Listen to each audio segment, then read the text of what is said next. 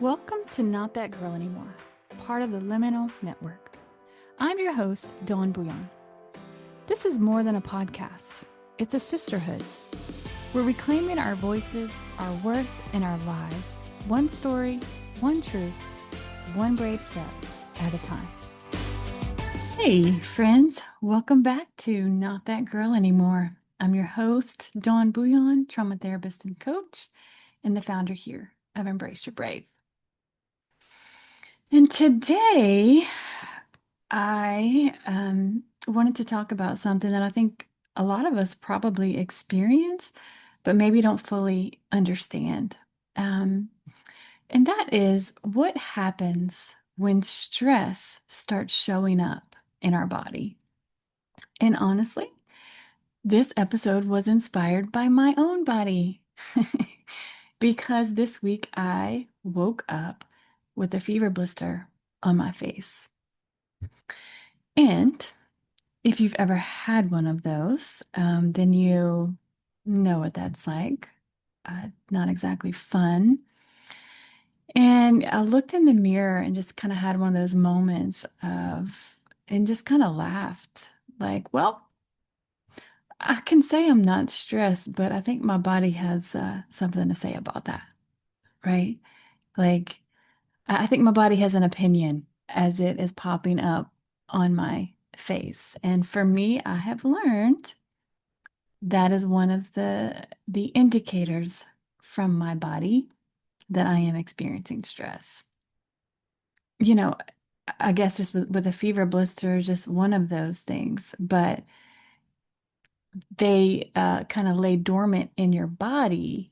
And now we know that stress is one of the things that kind of brings it out. It can be a trigger for something like that. Me and another one of my daughters has this particular thing. And I thought, I wonder how many other people have something like this. And it just got me thinking, how often does our body tell us something long before we're actually willing to listen? Um, Maybe you've been having headaches, right?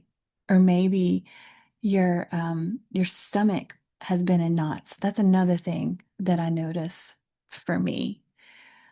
Or maybe your shoulders are so tight or so heavy, and like you just feel like you're carrying the weight of the world. Or maybe you're so exhausted, or maybe you can't sleep, or maybe your chest feels so tight. Or maybe you're even noticing yourself getting sick more often. Um, and maybe it's your body that's like trying to wave a white flag. And while you're just so busy surviving, you haven't even noticed, right? And if that's you, I just want you to think about this with me today. Your body is not your enemy. Your body has been trying to take care of you for a long time. I think we live in a culture that teaches us to disconnect from ourselves.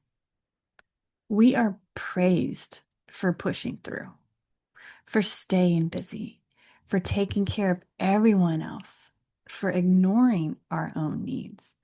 We've been told things like, just keep going. You'll be fine. Don't be so emotional. You're stronger than that. And somewhere along the way, many of us learned that listening to our bodies wasn't safe. So we ignored it. We ignored the exhaustion. We ignored the anxiety, the sadness, the grief, the loneliness, the fear, until eventually our body got louder, right? Um, we've talked about this before, but remember this. Trauma isn't just what happened to you, it's what happened inside of you. And I say that all the time because I think it's such an important distinction. Two people can walk through the same exact event and have completely different experiences. Why? Because trauma isn't defined by the event. It's about what happened inside your nervous system, what happened inside your heart, your body. And if trauma happens inside the body, then healing has to include the body too.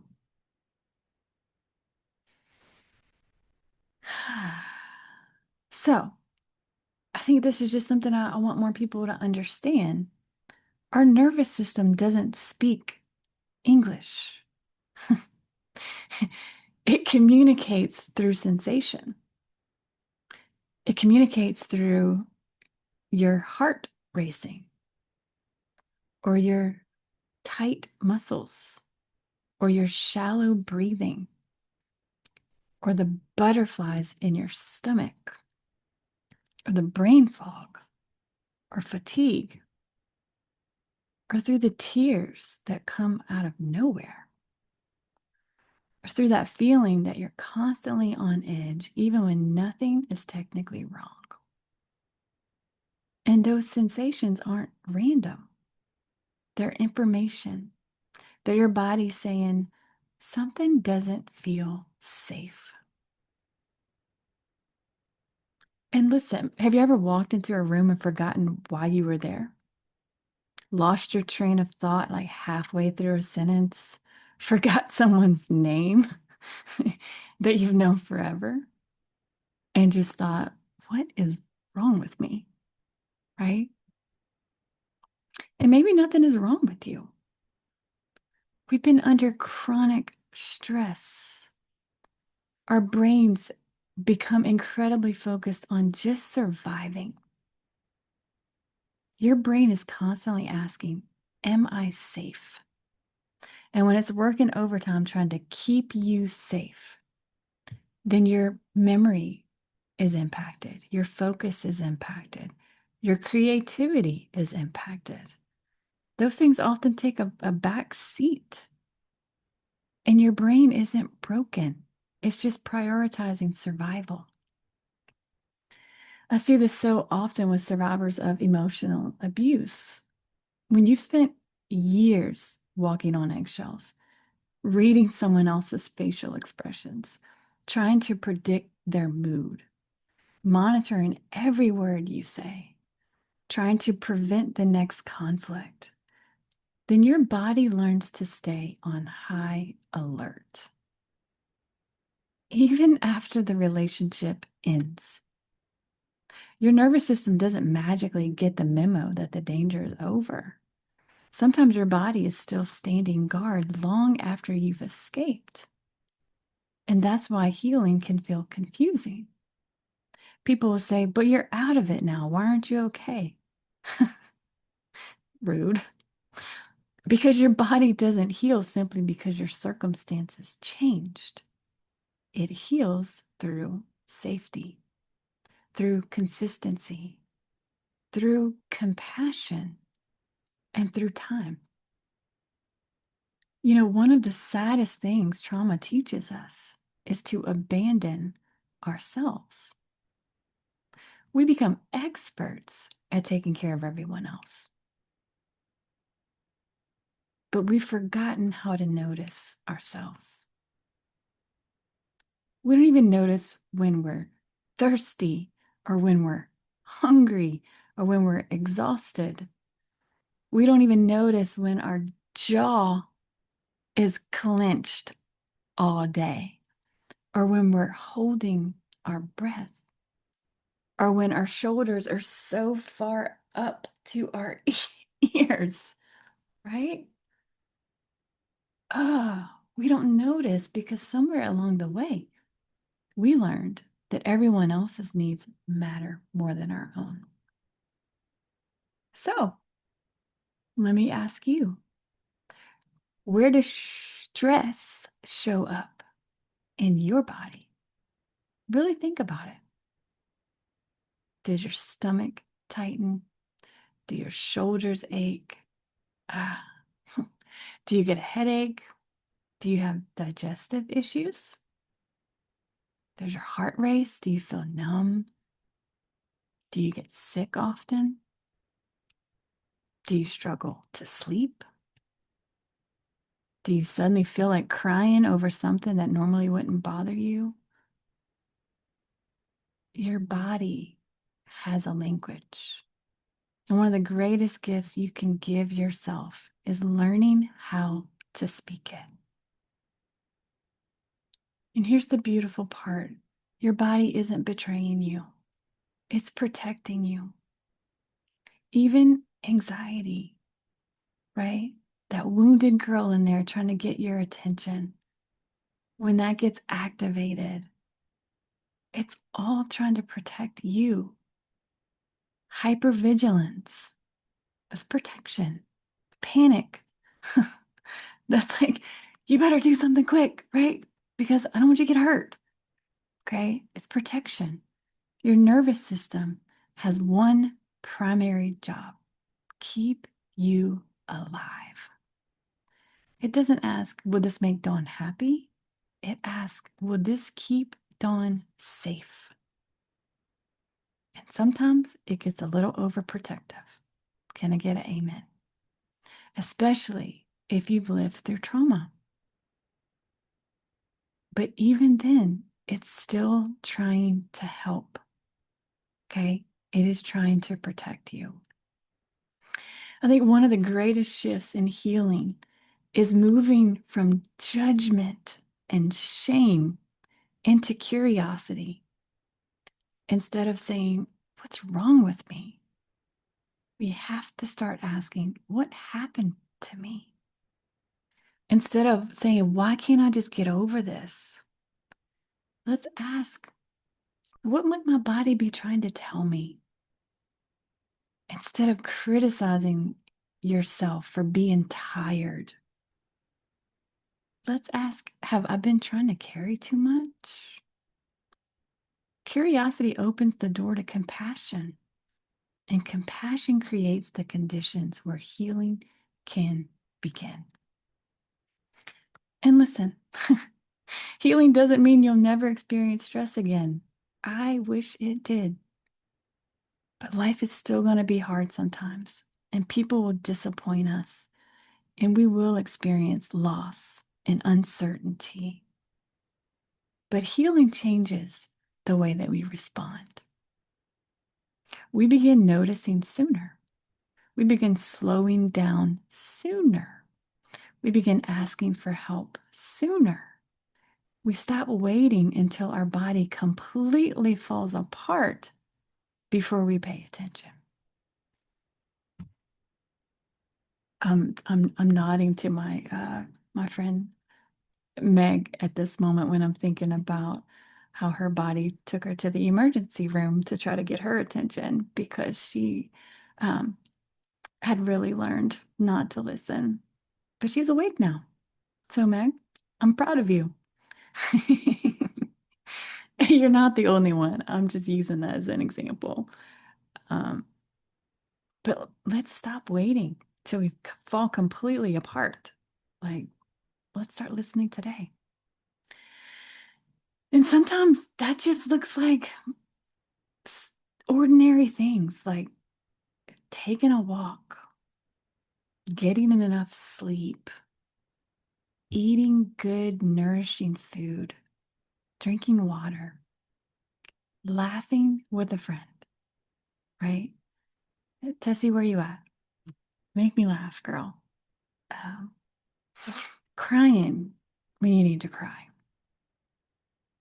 right? Remember how I said, when we're humaning, one minute we might be, crying in the bathroom floor. And the next minute we might be dancing in the kitchen, and it's all okay. It's all normal. Okay. Listening to music, sitting outside, feeling the sunshine on your face. Oh man, petting your dog or your kitty cat, you know, going to therapy, Can I get a shout out for therapy? We all need therapy. I'm in therapy too. Yes, yes, yes. And it is good, and we need it, and we deserve it. Setting a boundary, saying no without apologizing. Taking a deep breath before we react or respond. These aren't little things. They're ways of communicating safety to our nervous system. And every single one of those moments whispers to our body, you're okay now. You're safe. So listen, friend, I don't know what your body has been trying to tell you lately.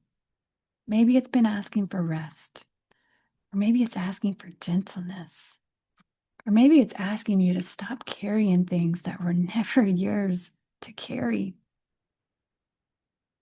Or maybe it's asking you to grieve, to feel it, to let your tears come. Release. Maybe it's asking you to set a boundary. Maybe it's asking you to listen. Whatever it is, I hope today that you'll stop fighting your body and instead thank your body. Because it's been working so hard to protect you, even when you didn't understand it. And so, if there's one thing I hope you take away from today's episode, is that your body isn't the problem. It's been carrying you, it's been carrying your story, sometimes long before you had any words for it. And healing isn't about silencing your body, it's about befriending it again, trusting it again, learning to listen, learning to care for the person you've spent so many years neglecting. You, because you matter. Your story matters. Your pain matters. Your healing matters. Um, yeah, I just wanted to share that today since I had my little friend pop up. But I also just kind of wanted to let you know, and some of you that are watching this right now already know, but I wanted to share that Not That Girl Anymore is officially on YouTube. Um, and that's something that I've wanted to do for some time. And thanks to my incredible producer, Brooke, shout out to Brooke, it's finally happening. So, if you're one of those people that like to watch a podcast instead of just listening, then I'd love for you to join us over there. Um, and listen, if this podcast has encouraged you today, then one of the biggest ways that you can support this is by subscribing to that channel, leaving a comment, liking the videos, sharing them with someone who needs them. Um, every one of those actions help these conversations reach another survivor, reach another woman, reach someone else that might be sitting alone, wondering if anyone understands. And we do. My hope has always been that this is bigger than a podcast. My hope is to create a safe community where people feel seen and they feel safe and they feel loved, and where they discover they're not broken and healing is possible. So head over to YouTube and hit subscribe, and we'll link that in the show notes as well. But thank you so much for being here. Thank you so much for trusting me with your hearts. And until next time, take a deep breath. Be gentle with yourself. Listen to your body. It's been telling you the truth all along. Okay? And remember, you're not that girl anymore. Friend, just a quick note. I am a licensed therapist, but this podcast isn't therapy. It's not meant to diagnose or treat anything. It's here to offer you support, encouragement, and real conversation. If you're struggling, please reach out to a trusted professional. You are not alone, and you are so worthy of healing. Even if your voice shakes, keep using it. Your healing matters.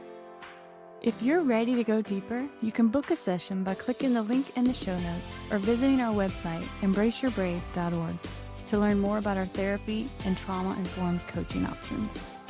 Let's explore how we can walk this journey together. You are not alone. Embrace your brave, sis. You're not that girl anymore.